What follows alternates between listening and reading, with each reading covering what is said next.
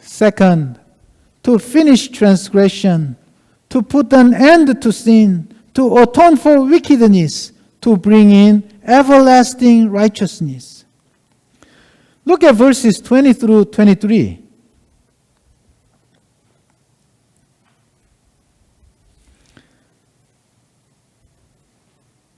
While Daniel was still praying, Gabriel, the man Daniel had seen in the earlier vision, came to him in swift flight about the time of the evening sacrifice and said to him, Daniel, I have now come to give you insight and understanding. As soon as you began to pray, an answer was given, which I have come to tell you, for you are highly esteemed. Therefore, consider the message and understand the vision. It seemed that Daniel had been praying for all day long in fasting, meaning he skipped the meals, so his prayer was pretty long, and in sackcloth and ashes. And for the whole day, there was no response yet. It seemed that no answer was coming, but that's not the case. Even if no response appeared yet, actually, the answer was given as soon as he began to pray. Just it took time for the answer to be delivered to him.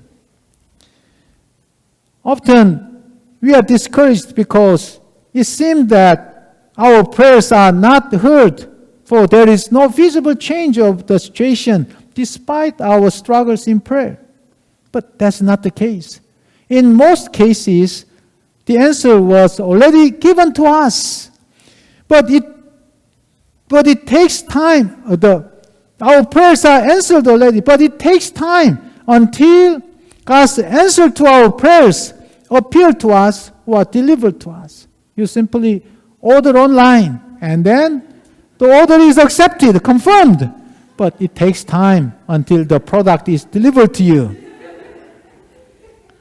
Jesus says, therefore I tell you, whatever you ask for in prayer, believe that you have received it, and it will be yours.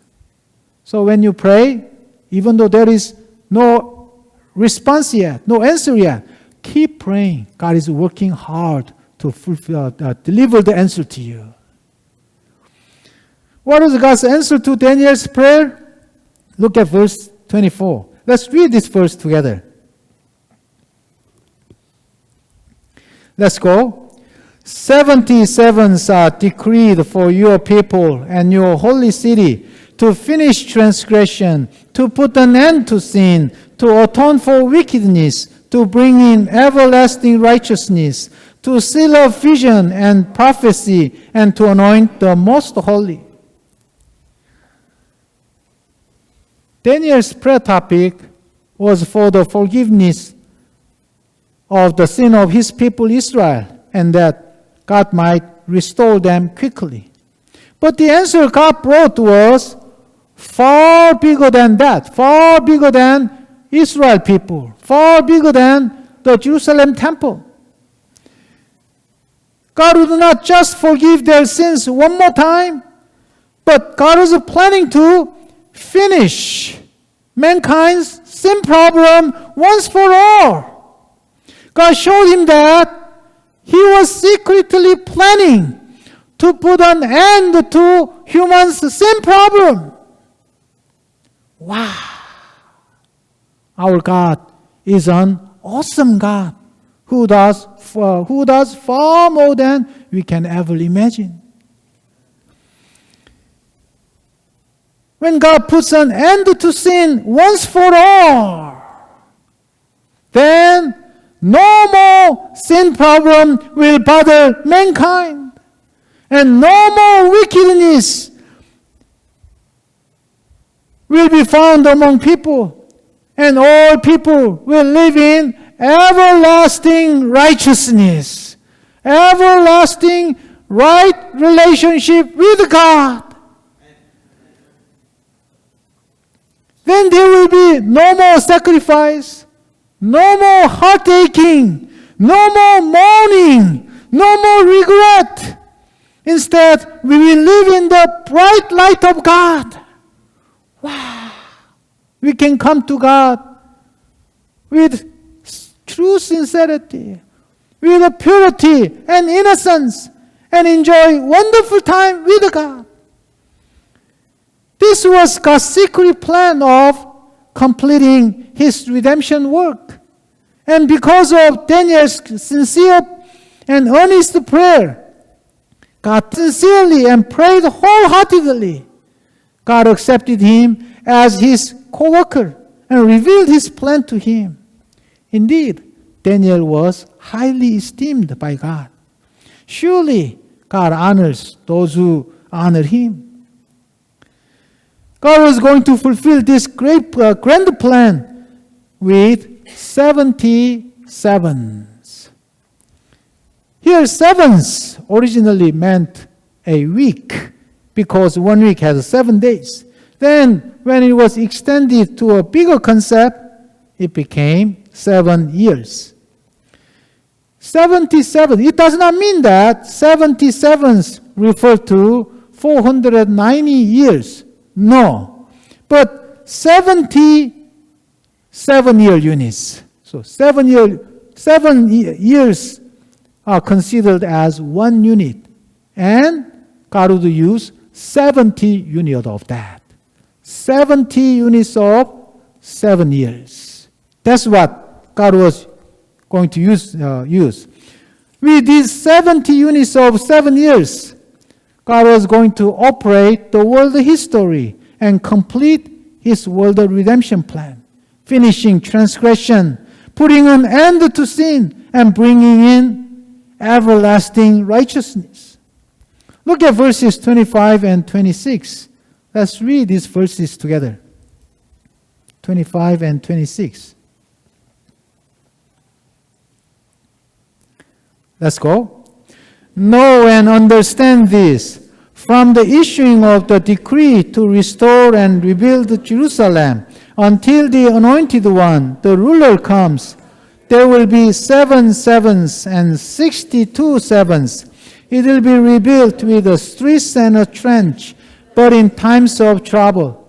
After the 62 sevens, the Anointed One will be cut off and will have nothing. The people of the ruler who will come will destroy the city and the sanctuary. The end will come like a flood. War will continue until the end, and desolations have been decreed. The starting point of this entire 77s was the time when a decree to restore and rebuild Jerusalem was issued. Among 39 books of the Old Testament, the book of Ezra talks about rebuilding the temple in Jerusalem after Cyrus, the king of Persia, issued a decree in 538 BC. Right then, Daniel, in this passage, it was 539 BC. 1 year later, Cyrus would become the king, and then he would issue that decree for the Jews to go back to Jerusalem and build the temple. At this, about 43,000, little less than 43,000 Jews and about 7,000 slaves returned to Jerusalem and built the temple by 516 BC. It took about 22 years because of opposition and threats from the enemies.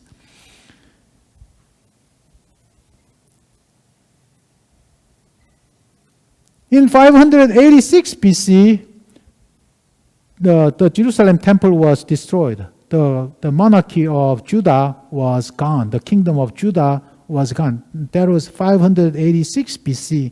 And then in 516 BC, the temple was rebuilt. That was 70 years, 586 BC to 516 BC.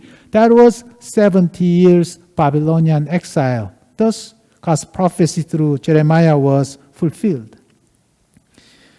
But the starting point of 77s was not the decree to rebuild the temple, but Jerusalem.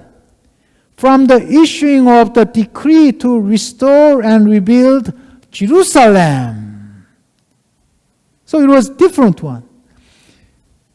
The book of Nehemiah talks about this. Nehemiah chapter 2 verse 1 specifies the months and the year when the decree was issued, saying, in the month of Nisan, in the 20th year of King Artaxerxes of Persia.